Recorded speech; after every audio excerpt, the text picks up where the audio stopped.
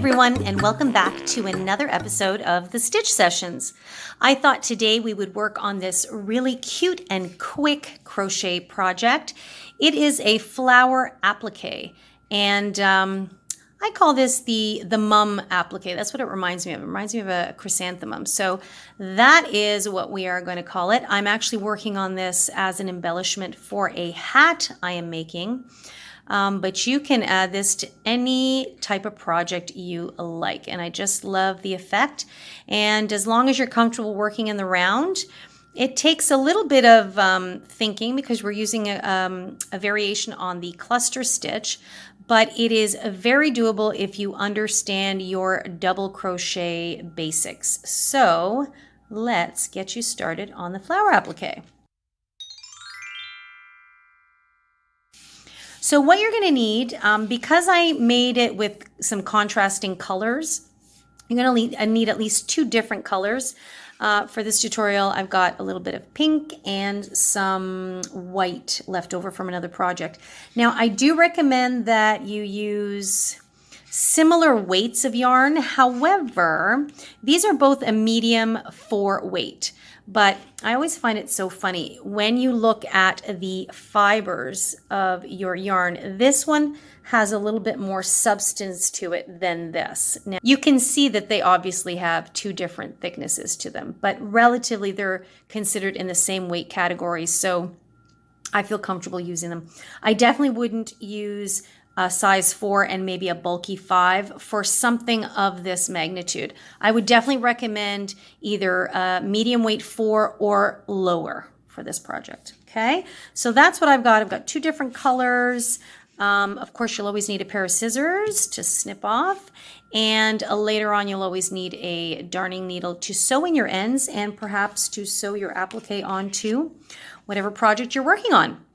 And for this project, I'm using one of my favorite hooks, which is the 5mm hook, which is also known as a size H or an 8.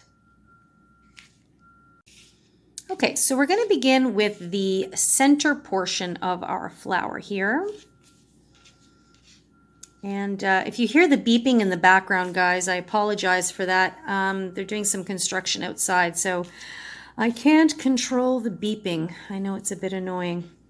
Okay, so we are going to start with a cinch circle. So let's get that out of the way there. So we're going to start with a cinch circle. And we'll chain 1 to secure. So there we have it. Okay, now we're going to be working with the height of a double crochet stitch. So we're going to chain 2 more to give us the height we are looking for in a double crochet. We're now going to do a double crochet into our cinch circle. Okay. So you pull through 2 and pull through 2. Okay, now remember that, or keep in mind that the chain 3 will count as 1. So what we want to do is we want to double crochet 12 stitches into the circle. So technically I've already done 2. So I'm going to go ahead and do 10 more double crochets, and then I'll meet up with you at the end and we'll talk about round 2. Okay, so I've got 12 double crochets into my circle, and then I'm just going to take my tail here and I'm going to cinch that circle shut nice and tight. Okay, and now what I want to do is I want to find the top of that chain 3. Now be careful not to go into here because that is actually the beginning or the top of the first official double crochet stitch. So the top of the chain 3 is actually there. So I'm just going to slip stitch it closed, just like that. Okay. Now, what you can do is snip off your yarn because we're going to go into color B. But I tend not to like to snip off in the middle of a project if I can get away with it. So I'm actually going to keep this color on. And what I'm going to do is I'm going to introduce my second color, which is the white here. Okay. So I'm going to bring this on. And what I want to do for round 2 is I'm actually going to slip stitch into the space, not the next stitch that would be there. I'm going to slip stitch into the space between the stitches. So you can definitely see that space there. So right here, that's the space. So I'm going to insert my hook. But now instead of picking up the pink that I'm working with, I'm going to bring up my next color. Okay, so I'm just going to leave a bit of a long tail. And I'm going to pull that through and through the pink. Whoops. There we go. And then I just make sure I pull on the pink so that it tightens that there. Okay, so I'm in. Color B is in. So now what I'm going to do is I am going to chain 1. Okay, and I'm going to show you why. We are now going to work what I call mini clusters or partial clusters. So these are stitches that are partially worked.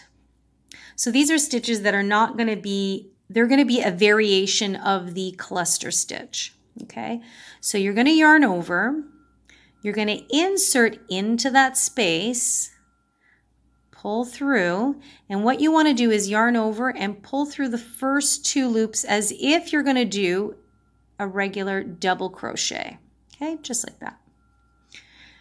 Then we're going to yarn over again, but we're not going to resolve this stitch. We're going to go back into that space there and pull up a loop again and yarn over to pull through the first 2 loops again. So see that you now have 3 loops on the hook. And then I just kind of stretch this up a wee bit. And now I'm going to yarn over and pull through all 3 loops. So see how they're clustered together? Usually you'll see people doing this with 4 or even 3 unresolved double crochets before they cluster them together. I call them unresolved double crochets because you're starting a double crochet but you don't quite finish it until you've got a few more on the hook. But I'm just doing a little mini version here. So that's our first mini cluster. Okay. Now I'm going to chain 1, which gives us a second stitch. Because we're in round 2, what we want to do is increase the number of stitches by twice the amount. So if we had 12 to start with, round 2 should end up having 24 stitches in total. Okay. So our cluster made 1, and then the chain 1, that's a second one. So what we're going to do for round 2 is we're going to work into all the spaces going all the way around. And this is actually a great opportunity, see this tail, to just work right over it. So I'm going to yarn over and I'm going to go find the next space, which is right there. Remember, not the stitch, the space. And the space is actually what creates this really cool little tipped effect there. When you work into the spaces as opposed to the stitches. And these are really neat, easy little things that you can do with basic stitches that'll make your work look really advanced and complicated. So we're yarning over, we're going into the space between the stitches, pull up, yarn over, pull through the first 2, just as if you're going to do a double crochet, but we're not going to resolve that stitch. You're going to yarn over and then go back into the same space, pull up, yarn over to pull through the first 2 only. So now you have 3 loops on the hook. You're now going to yarn over to pull through all 3, and then you'll chain 1. Okay, so there's the first cluster, there's the second cluster. And I'm going to do one more with you. And again, I'm working over this tail. I'm going to yarn over, find the next space, insert into the space, pull up a loop, yarn over and pull through the first 2, leave that on your hook, yarn over, insert into the same space, pull up a loop. You're now going to have 4 loops. You're going to yarn over and pull through the first 2 loops only. That will leave you with 3. You're then going to yarn over one more time and pull through all 3 loops and chain 1. So you can see it's creating these little clusters, and the chain 1 is creating spaces there. And that's what you're going to do all the way around for round 2, working into each space.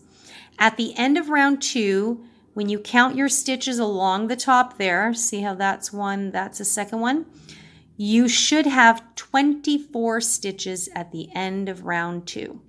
So go ahead and continue with your cluster stitches or your mini clusters, and I will meet you at the end of round 2. And once you've finished round 2, your work will look a little something like this. So you can see that by working into the spaces, it creates this little pointed edge effect, which is super pretty. It's kind of like a little starburst in the middle. Really love that. So at the end of round 2, you're going to slip stitch to join. And I want to find the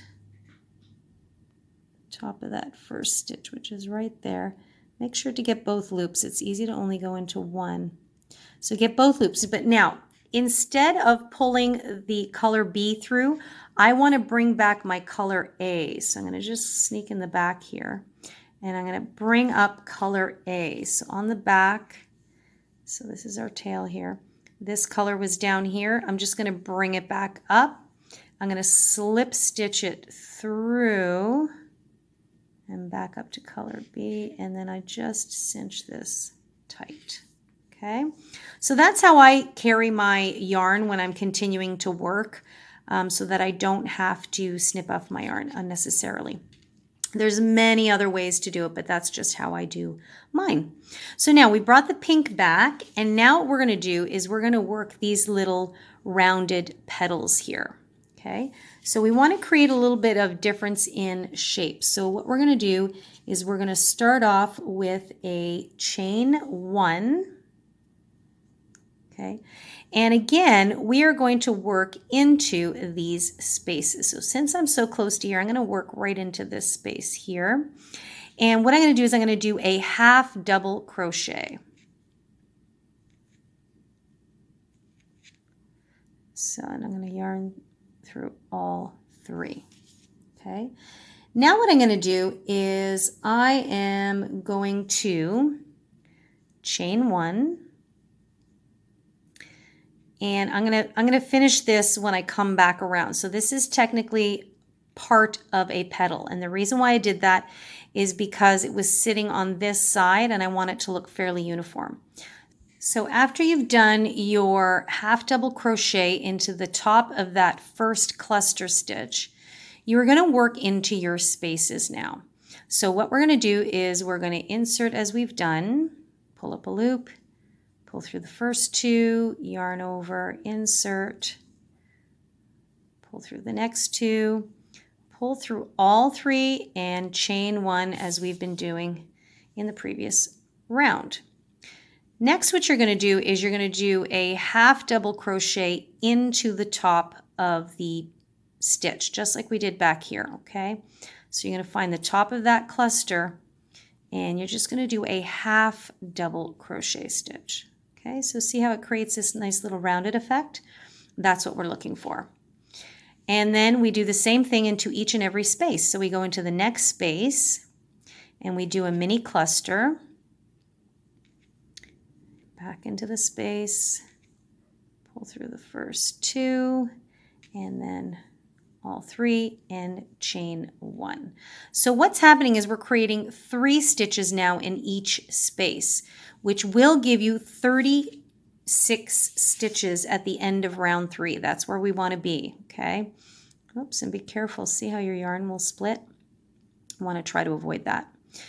So next what we're going to do is we're going to do a half double crochet into the top of your cluster stitch. Okay, so you're going to work a half double into the stitch and then a mini cluster into the space. So now your next space will sit here. So you'll yarn over and insert. First 2, second 2, you resolve it and chain 1. Okay, then half double into the top of the cluster. Okay, so you can see how it's creating a really cool little effect there. So do that all the way around. Mini cluster into the space, half double crochet on top of the previous cluster. Space, stitch, space, stitch, space, stitch, all the way around. I'll meet you at the end when you have 36 stitches in total. Remember, we're counting it from the top here, 36 of these V's. Okay, at the end of round 3, you have something that looks like that. Super sweet. Now, you'll notice something. See how it's curving up like that? It's not because I don't have the right number of stitches. It is because, as I said earlier, these two yarns are not created equal, even though they're both considered a size 4. So what happens is when we did round 2, because it's a slightly finer yarn, it's a thinner width or substance, I would say. When we came back to this slightly thicker one, it's creating a bunch effect there. So keep that in mind when you're working with yarns that have a slight difference in it. I would probably have done these first mini clusters slightly looser, or maybe I would have even gone up a hook size so that these could then sit a little bit nicer. But this is not really a big deal. You can always, because it's so slight, and you can always fix that with a little bit of blocking, or especially if you're going to fasten this on as an applique to something else, then you're a-okay. So now you notice that I did pull through with the pink. So I just did that to cinch it shut. So I'm just going to pull that out very gently. So remember, we chained one at the end. So now when I cinch it shut, I want to be careful not to miss this one, because that is technically the first half double crochet we did. Now I'm just, see how it's in the back? I'm going to feed it up so that that will slip stitch through. Just going to pull that so that now I have my white color to work with. Okay. And at this point, if you want, you can snip off your pink. But I usually like doing that right at the end. Actually, just leave a little bit of a longer tail. Now again, depending on what you're going to do with this, you may want your tail to be extra long at this point because of sewing in, or it might not matter, but so that will depend how long your tail will be. So just leave that there for now. And now I'm going to continue on. And some people, what they might do is just give this a little knot here, just to secure it in there. But this is totally a preference. I don't want to do it too tight because, see, I don't want to continue to promote it to curl like that. So, okay, so now we're in the final round. And this is where we're going to add a little definition to our petals here. Okay, so what we're basically going to do are just chain stitches and slip stitches. Really, really simple, and it just kind of gives it a nice finishing round. So it's a 4-round project.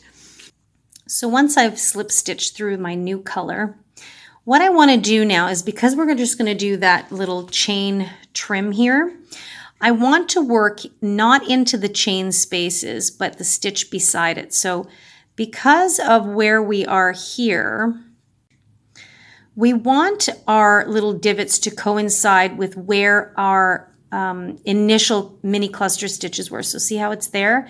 And our slip stitch is 1 over, and I don't want it there just because this is the particular look I'm going for.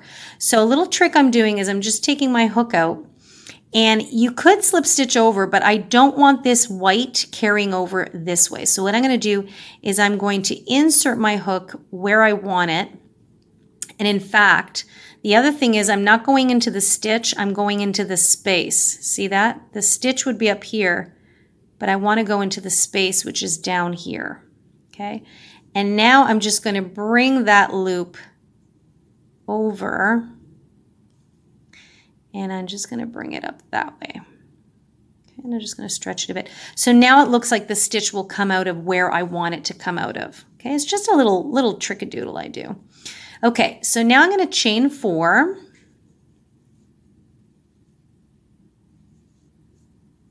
Okay, and now I'm going to go into the next space. So it's easier to see if you think of the mini cluster. So I have my next mini clusters here, and the space is right here. So see how the top, oops, the top is the stitch, and you can see that because there's that bar that goes across. I want to go into this space right here. And then what I'm going to do is I'm just going to slip stitch it to secure it. So the white now creates this really cute little border effect. Now, because the pink isn't as strong as a contrast as the purple, it doesn't look as dramatic, but it is the same idea. What you could do is you can go over and do another little row of either slip stitches or single crochets to fortify that edge if you wanted to. I'm just going to keep things, I'm going to keep things nice and simple. So we're going to chain 4 again. Okay, and then I find my cluster space. There we go.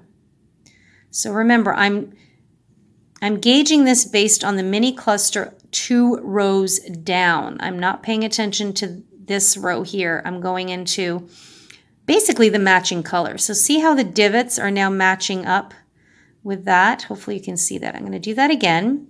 1, 2, 3, 4. And it would be easy to go in here, but it's not the effect we want. We want to find that next mini cluster, which is right there, and pull those stitches apart, insert to slip stitch. See, now you can really see it's taking shape. So pretty. And this will be a nice add-on to any project that you want to do. So that's basically it. So go around and do all that chain 4 slip stitch, chain 4 slip stitch, and remember you want to slip stitch just lining up with the mini cluster of 2 rows below that.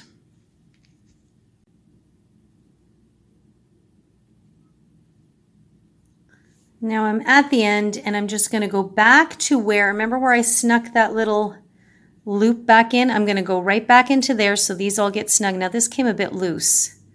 So see, this is why you should actually not only cut off your yarn, but secure it a little bit better. But I'm going to fix that right now because I'm going to slip stitch back into that same space to cluster these 2 together. And there you have it. Just going to pull that up. And you are ready. You can just snip your yarn and fasten off. Pull that nice and tight. In fact, I'm just going to knot this right now here so it doesn't move anymore. These are the lessons you learn as you go. There we go. Actually, the back looks pretty funky too. But here you have it. So you have that sweet little ridging effect. And again, if you want to make your flower bigger, you could go around this final edge and do another, you can slip stitch, or you could even single crochet and then slip stitch, which would create an even more rounded embellishment. But I just wanted to keep that short and sweet. Now, sorry guys, I have to weave in all my ends here. So you're going to do that, and then you're going to use this for whatever project you like. You're going to block it and add it to your crochet projects, and there you have it. Okay guys, so I'm just hiding the tails here just so you can kind of get a perspective of what this would look like. So there you have it. Cute and quick flower applique. And if you have any questions, you can always drop me a comment in the comment box down below, or of course you can always email me directly at info@crochetcrafty.com. I'm more than happy to answer any questions you may have. And make sure, if you haven't already pressed that subscribe button, that you do so you don't miss another episode. We upload every Wednesday, and it's either a crochet tutorial and or a crochet conversation.